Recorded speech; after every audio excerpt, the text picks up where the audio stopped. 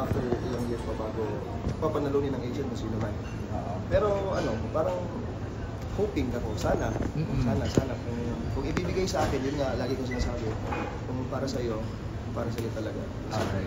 Ang comment lang doon sa rebranding ng pangalan mo, no? Parang bakit MMG yung naisip? Actually, marami po kasi talagang naguguluhan. Kumbaga nababaliktad nila yung Mark Michael. Ay, si ano yun? Si Michael Mark yun ha? Tapos may iba naman na, ano nga yung second name niya, Mark? So sabi ko, bakit hindi na lang i-iksian? So ginawa ko na lang MMG. Actually, nangyari to nung nasa Kumu ako. Kasi masyadong mahaba yung name ko. Hindi siya magkasya. Okay. So sabi ko, may MMG na lang siguro, try ko. And then, yun na. So lahat ng mga kaibigan ko, lahat ng mga nakakilala sa akin, mga supporters ko, so parang okay yung MMG kasi short. Easier to remember. Sakto pa, yung bagong winner ngayon, Marco din yung parang ako. Close din yung ano. Yes, yung malapit din, magkapangalan. Oo.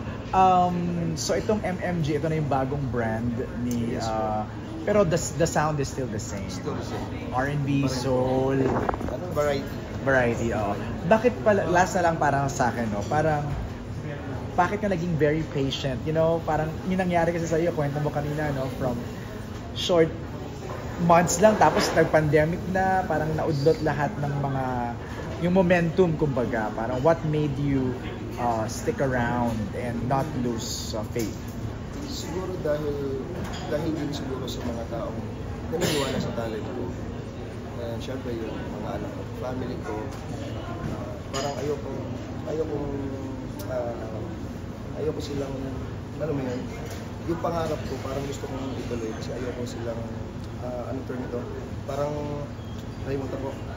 ayoko silang ma-down din. Okay. Kasi especially nung pandemic, so lahat naman is nawalan din ng work.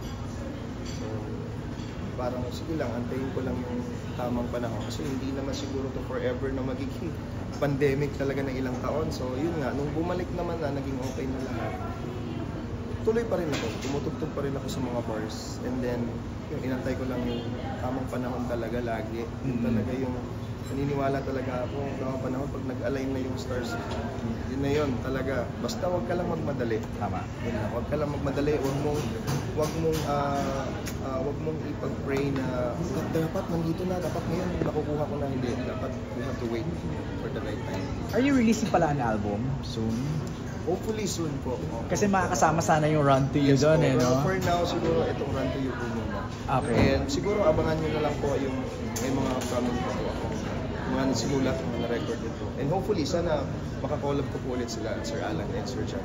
How about yung mga Rest Backers? Gusto mo bang makakollab? Yes, oo. Nakakamiss din kasi yung mga time na... Kasi tagal na nun, parang 6 years ago. So nakakamiss din sila. Sana magkita-kita kami ulit at magkaroon kami ng kahit mga isang gabing show lang, one night show. Pero yung current ngayon ng mga Rest Backers, gusto mong makakasama?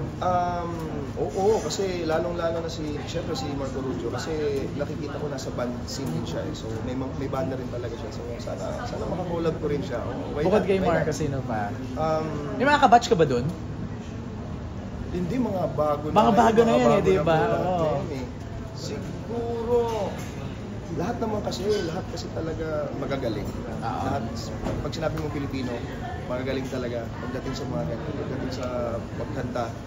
So, siguro, masasabi ko much better siguro kung lahat kami, yung isang buong gabing lahat ng all-star, parang all-star. They have that now. Yeah, they have that. Sa new film. Oo, sabay nga kayo hindi man sabay, pero para magkakasunod po. Oo, magkakasunod kayo. Good luck, MMG. Thank you. Thank you so much po. During yung pictures na hindi ka namin napapanood, ano yung pinagkaabalahan mo maliban sa pagkanta? Actually, eto kasi talaga yung bread and butter ko, sir. So, naghanap talaga ako ng mapagkakitaan ko. So, yun nga po, pumasok ako ng Kumu. And then dinala ko lahat ng mga ng mga supporters ko doon. Sabi niya, para at least paano, kahit na hindi ako tumutugtog, nakikita, napapanood pa rin nila ako. Pero yung earning from there? Yes. Okay naman yung kita? Okay naman po. So BIR? Okay naman po. So, kaya nga po, nakaipon po ako dahil po dun sa Kumu and then nakabili po ako ng bahay. Lupong mo, wala naman akong kinig. Pero ano you said kanina, you performed the song sa Wish. Yes po. How was the reception ng listeners? Actually, kasi ano lang yun, di ba? Parang sa radio pa lang yun eh. So, pero ano naman, so far, marami naman ding maraming nag-aantay naman din na ano pa ba, kung kailan talaga ilalabas, especially yung music video nun. So, nag-aabang po sila nun.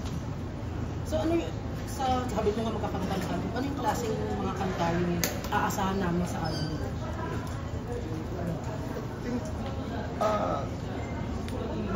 Mostly mga love song kasi talaga yung mga kinakanta ko eh. And then meron pa akong isang song na entitled Your Love Is All I Know. So composed din po yan ni Sir Alan Rich and Sir Jad Friedman. Yes. And also Chris Walker. Tatlo po silang nag-compose nito. So hopefully sana kagatin ng masa. Tunog International. Hopefully sana. Yes. Congratulations. Thank you sir. Thank you so much. Philippine Pride.